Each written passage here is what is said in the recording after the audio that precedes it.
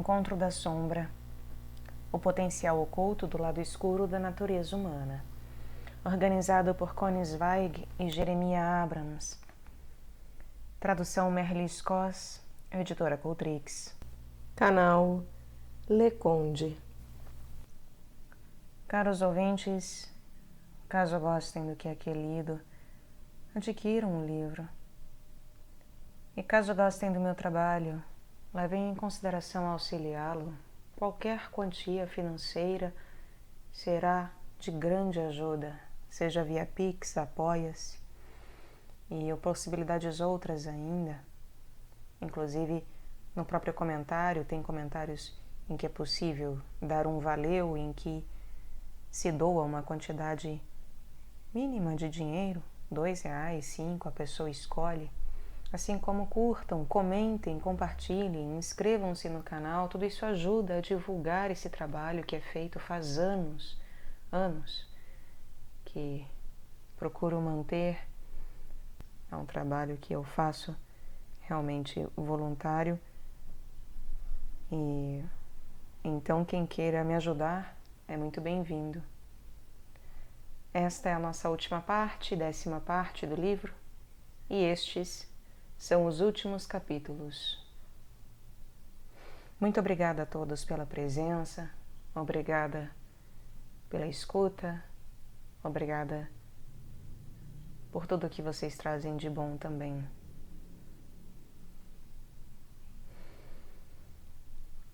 Então, capítulo 64. Como desenhar a sombra. Linda Jacobson. Uma imensa figura escura surge no meu idílico jardim. Ela me aterroriza. Percebo, trêmula, que estou à sua mercê. Estou em seu poder.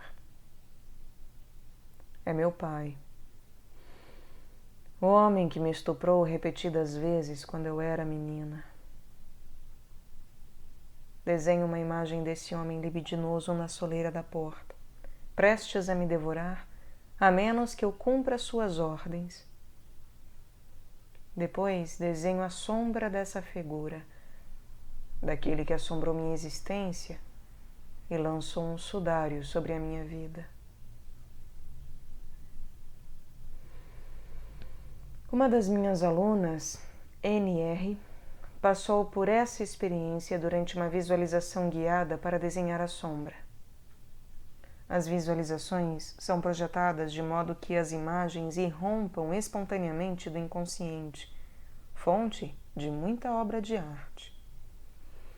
Ao explorar as técnicas de imaginação ativa de Jung, você pode usar as imagens que vê durante a visualização guiada para ter acesso às partes de si mesmo que estavam fechadas à percepção consciente. Essas imagens incluem personagens fictícios, imaginários, personalidades oníricas ou pessoas da vida cotidiana que simbolizam aquelas partes de você mesmo que o fazem sentir-se constrangido ou que parecem repulsivas. Elas têm como característica aparecer o oposto da sua autoimagem. Elas representam todas as qualidades, não apenas as negativas, que fomos condicionados a acreditar que devam permanecer sem ser expressadas. Ao tornar essas imagens conscientes através do desenho, você pode visualizar melhor suas partes reprimidas. Primeiro, você as vê dentro de uma outra pessoa, na segurança e objetividade de uma imagem sobre uma folha de papel. Quando conseguir reconhecer essas qualidades da sombra, você também conseguirá incorporar qualidades ocultas mais positivas, tais como a força, a sexualidade, a afirmação de si mesmo, a gentileza, e assim expandir o seu senso do eu. Antes de fazer essa visualização, crie um ambiente de apoio através de um simples ritual com velas, flores ou música.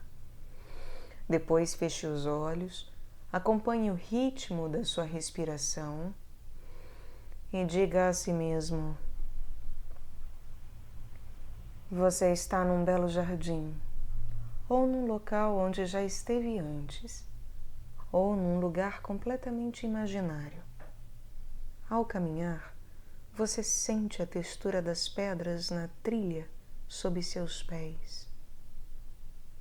Você observa as cores luminosas das flores e da folhagem, o límpido céu azul, as suaves nuvens brancas e o leve toque da brisa. A temperatura está fria ou quente? Observe outros detalhes sensoriais. Agora, deixe-se sentir o sagrado desse lugar. Sinta o sagrado desse lugar, sua segurança, sua energia. Uma luz radiante o preenche. Você é um ser humano pleno. A seguir, você vê uma pessoa que é exatamente aquela que você não quer ver. Pausa. Ela se aproxima de você, atrai toda a sua atenção e o deixa terrivelmente perturbado. Você nem mesmo sabe por quê. Essa pessoa é, de todas as maneiras, o seu oposto. É ela uma figura onírica, alguém que você conhece, ou uma combinação de diversos personagens? Qual o seu aspecto? Quais as cores e os humores que a cercam?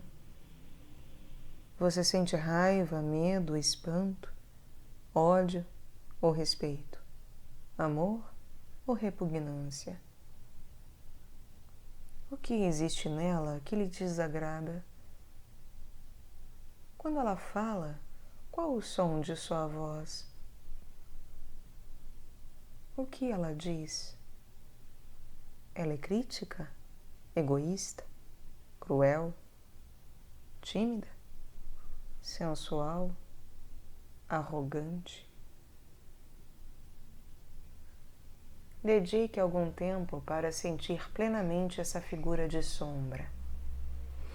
Deixe suas sensações penetrarem cada célula de seu corpo para que esse ser fique bem claro na sua mente. Pausa. Então, com os olhos fechados, comece a desenhar essa sensação. Quando estiver pronto, abra lentamente os olhos e comece a desenhar por uns 15 minutos. Depois da visualização guiada, você pode criar os desenhos da sua experiência com materiais de uso rápido e fácil, como óleo ou giz. Seja espontâneo, hein? Deixe que as imagens venham à superfície sem censurar sua visão interior. Tente conservar a sensação da visualização enquanto desenha, não se interessando pelas preocupações formais da arte, nem julgando a qualidade da obra, mas apenas buscando a expressão emocional. Você pode desenhar a moda abstrata ou figurativa, deixando que as imagens mudem à medida que você desenha. Não é necessário que você compreenda o significado da imagem. O simples ato de desenhar já é uma terapia, porque você agora tem uma imagem consciente da sua sombra com a qual trabalhar. Se surgir alguma imagem assustadora, tal como a vítima de abuso sexual ou um tirano enfurecido, tente continuar desenhando. A dor pode oferecer uma das maiores oportunidades de renovação e pode ser utilizada como energia criativa em estado bruto. A partir desse desenho inicial, você poderá desenvolver uma série de imagens da sua sombra. A imagem e as cores talvez mudem e assumam muitas formas, refletindo o processo de cura. Como muitos de meus alunos, NR descobriu que a confrontação com o lado da sombra de seu pai e de sua criança interior brutalizada levou-a a uma crescente percepção de seu próprio vigor e autoconfiança. Aqui estão algumas outras práticas para trabalhar com a sombra. Faça um desenho que integre sua sombra ao restante de sua persona. Elabore um diálogo escrito com o desenho de sua sombra, para descobrir o que ela precisa. Faça um desenho de si mesmo a partir do ponto de vista da sombra. Você também poderá descobrir que desenhar a sombra é uma experiência criativa de riqueza infinita. Capítulo 65, último capítulo. Escrevendo sobre o outro. Dina Metzger.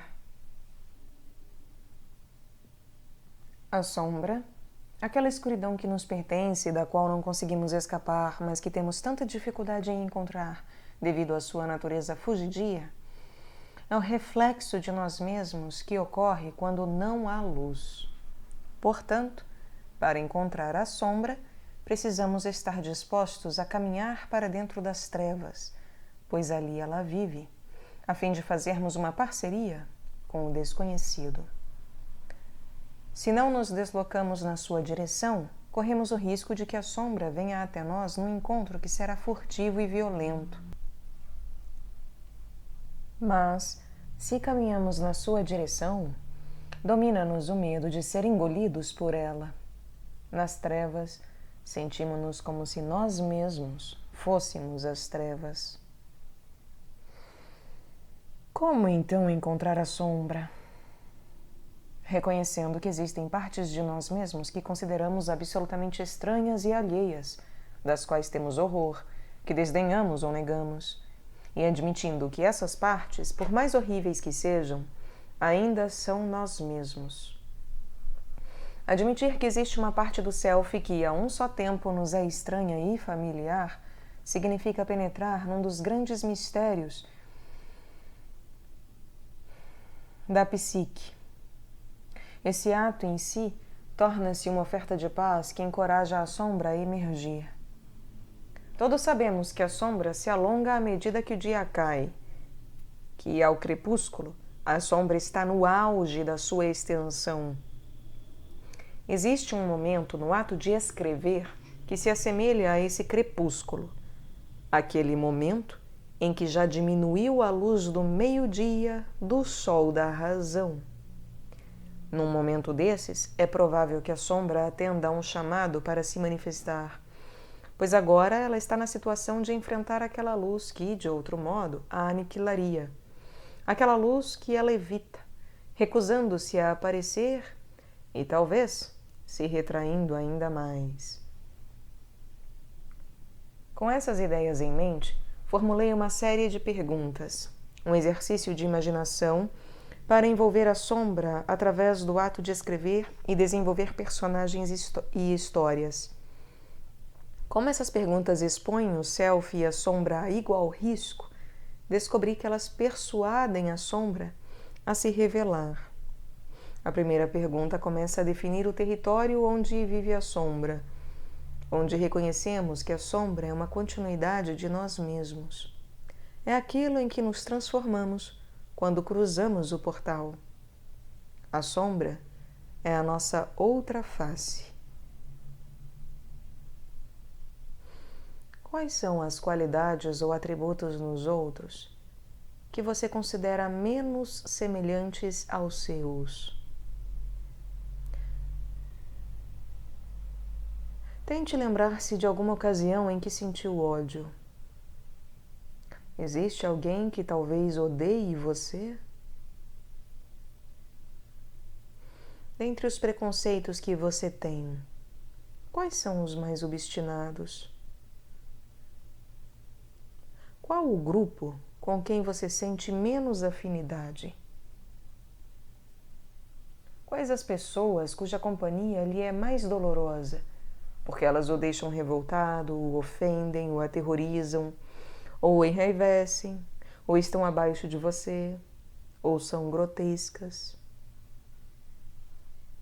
Em que circunstâncias você se sentiria humilhado demais para continuar a viver? Qual horror dentro de si mesmo você acharia insuportável?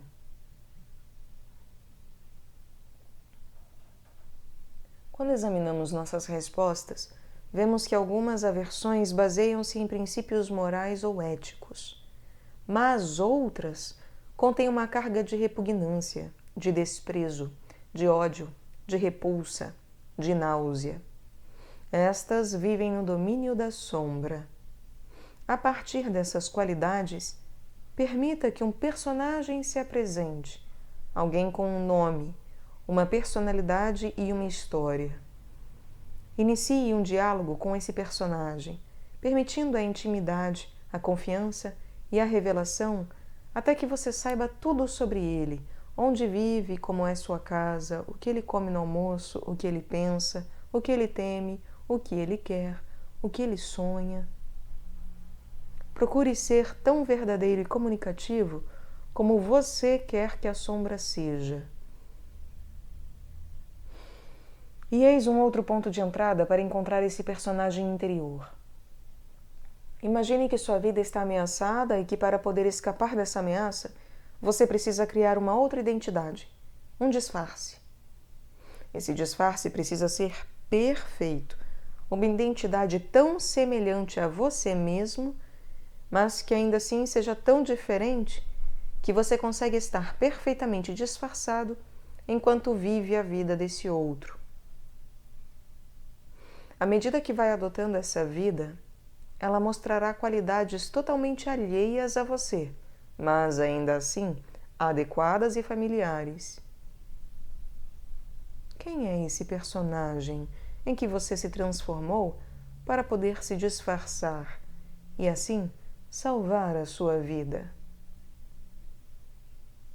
Imagine que você é invisível e siga todos os momentos do dia ou da semana desse personagem, observando-o a sós e com os outros. O que esse outro pensa quando está com insônia às 3 da madrugada? Quais os segredos, as mágoas e os detalhes que você ficou conhecendo? Qual a parte essencial do seu self que é coberta por essa máscara? Fique certo de uma coisa: se você for escrupuloso e gentil, a sombra irá emergir. Portanto, questione e observe tudo, tenha curiosidade por tudo e aceite tudo aquilo que vê e que vem a conhecer. Tenha o máximo de cuidado para não emitir julgamentos ou deixar que seus preconceitos e medos contaminem ou destruam as revelações que vierem a ocorrer. Quando imaginar que já conhece tudo, que já sabe tanto ou até mais sobre a sombra quanto sabe sobre você mesmo, imagine que esse personagem é seu irmão ou irmã, nascido do mesmo pai e da mesma mãe. Descreva seu relacionamento com esse irmão. Lembre seus primeiros anos juntos. Descreva um momento em que vocês sentiram grande afinidade um pelo outro. Quando foi que vocês começaram a se afastar, a seguir vidas tão diferentes? Conte uma história que revele o momento da diferenciação. Imagine sua mãe e seu pai olhando para esses 2 filhos e lembrando de cada um deles, falando de suas semelhanças e diferenças. E, finalmente, permita que esse irmão, outro inimigo, disfarce, olhe para você. Deixe que esse personagem se expresse com a voz dele próprio, para criar um retrato de você. Em que você se torna quando visto a partir dessa perspectiva? Já que o outro desenvolveu uma voz, conversem um com o outro. O que cada um de vocês quer saber?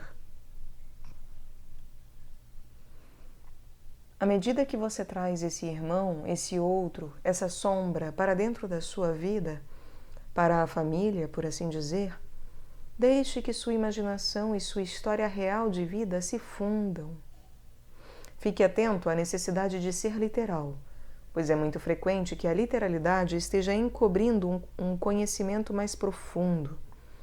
Por outro lado, não permita que a imaginação desvie a sua atenção ou afaste você dos caminhos onde a sombra é, de fato, a sua família, o seu outro, o seu eu. Esse eu da sombra não é separado de você. Ele é menos separado de você que um irmão. Essa é a sombra que você lança, a sombra que está sempre com você. Examine o retrato dessa pessoa e observe a vida que ela está vivendo, tanto exterior como interiormente. Embarque nessa ironia. Aquele com quem você criou uma ilha de vida em comum e compreensão mútua é o outro absoluto. E o outro absoluto é aquele com quem você se entende à perfeição. Imagine a si mesmo vivendo a vida do outro. E, para encerrar, imagine a morte do eu da sombra. Considerando a vida que ele levou, como morre o eu da sombra? A sombra, é claro, nunca morre. Sempre lançamos uma sombra. Mas o modo como nos relacionamos com ela e ela conosco depende do conhecimento que temos dela. Uma vez que a conhecemos, inevitavelmente perdemos uma inocência que jamais será recuperada. Essa inocência é substituída pelo conhecimento da complexidade da nossa natureza. Às vezes temos sorte, e esse conhecimento provoca em nós uma gentileza e tolerância pelos outros e talvez até por nós mesmos. No fim, o que permanece é aquilo que só podemos chegar a conhecer quando estamos a sós, nus, com a luz às nossas costas. Abre aspas.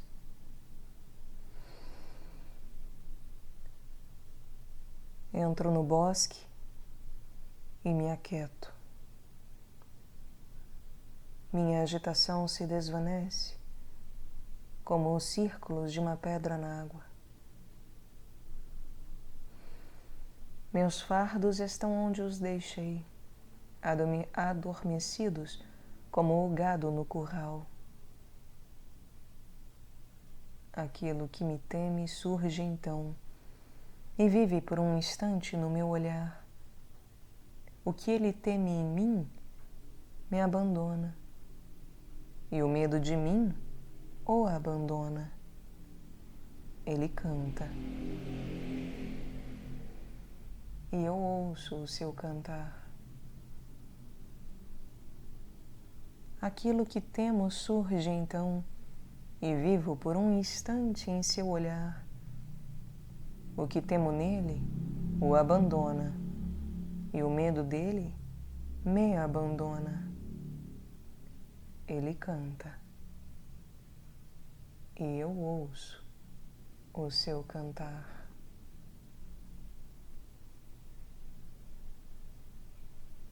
Wendell Berry. Epílogo por Jeremias Abrams.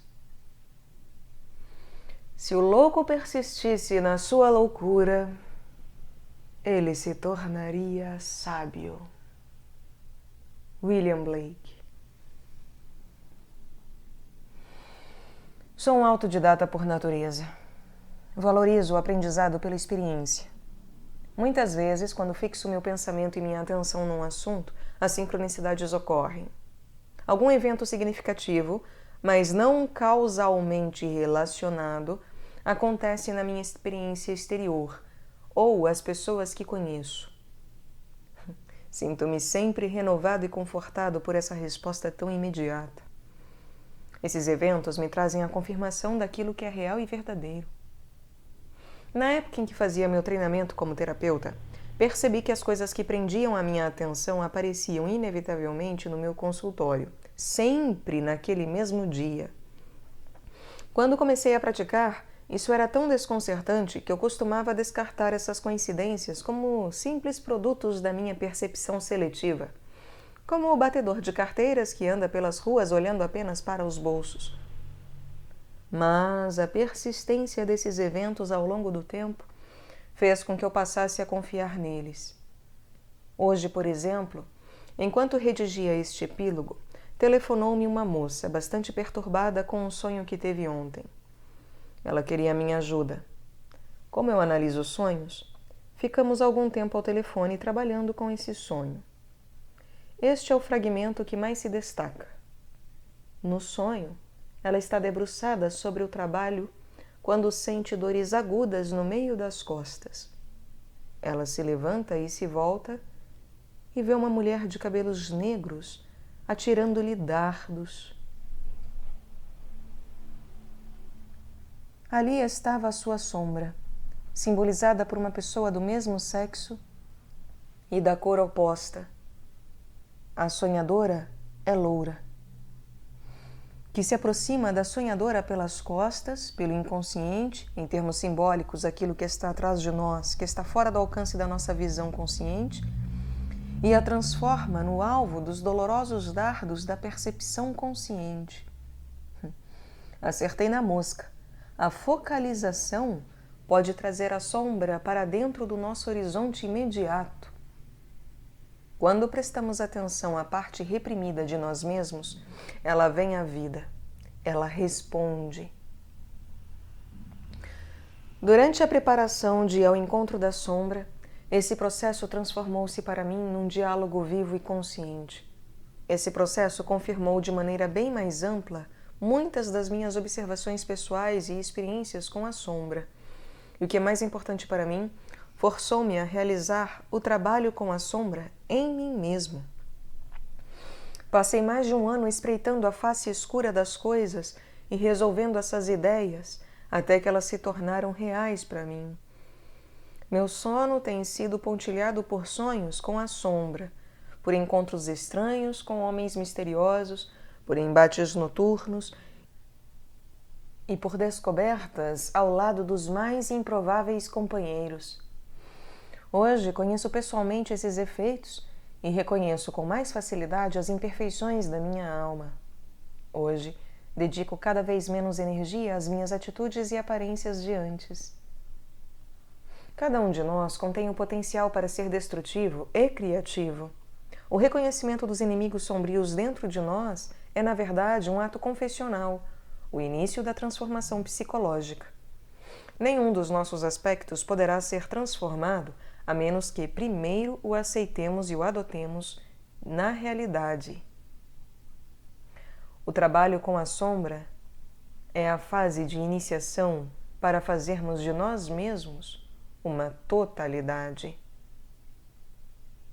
Mas, embora muito se fale sobre a totalidade, o fato é que nenhum de nós poderá realmente conter o todo, pelo menos de um modo consciente.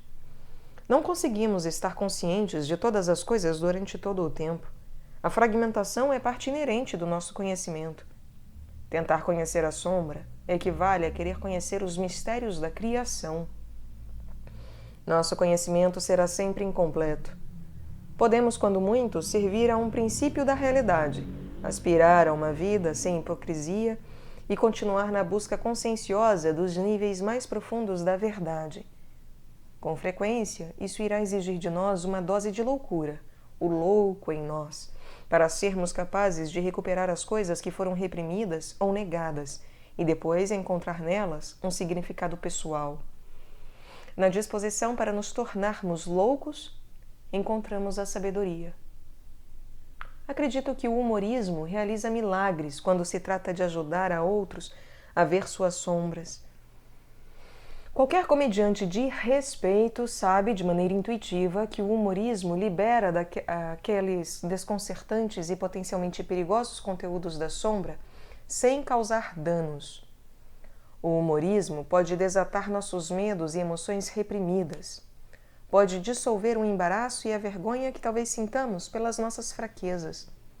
Através do humorismo, podemos chegar ao baixo ventre das coisas e enxergar aquilo que estamos nos recusando a admitir. Quando não temos senso de humor, é provável que tenhamos pouca ligação com a nossa sombra, que tenhamos uma forte necessidade de servir ao jogo das aparências. Na gargalhada, soltamos e libertamos a energia daqueles pontos interiores em cuja armadilha estamos presos, onde nos escondemos cheios de medo. Se a gente não pode dar uma boa gargalhada, como diz aquela música country, a loucura toma conta do lugar. Meu trabalho torna-se mais agradável e eficaz quando consigo rir junto com os outros, mesmo sobre os assuntos mais sérios. Eu procuro aquele toque de inadequação. Esse é o território que mais vale os riscos que corremos para encontrar. Pois é nele, às margens da percepção consciente, que podemos descobrir o grande caminho do Zen, o caminho onde o significado profundo das coisas não é perturbado pela tendência da mente consciente de estabelecer distinções. Diz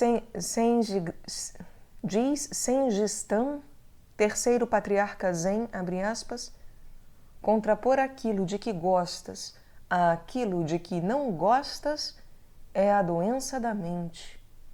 Fecha aspas.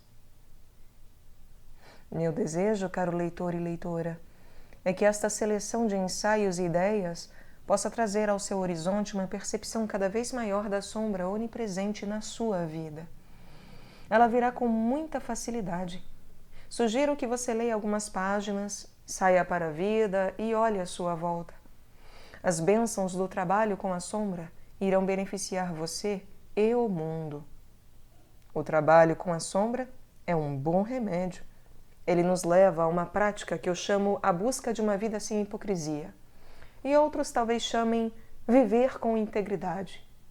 Para trazer à tona e desafiar o meu próprio eu hipócrita, a minha sombra, avalio meus atos questionáveis com esta pergunta. Quando no meu leito de morte e prestes a ir ao encontro do meu Criador, será que ainda serei capaz de dizer que fiz o melhor que pude? Quando no meu leito de morte e prestes a ir ao encontro do meu Criador, será que ainda serei capaz de dizer que fiz o melhor que pude? Como disse Gandhi, os únicos demônios do mundo são aqueles que vivem em nossos corações. É ali que a batalha deve ser travada. Podemos escolher ser uma pessoa a quem possamos respeitar. Podemos escolher um comportamento significativo e do qual não precisaremos nos arrepender. Isso é possível.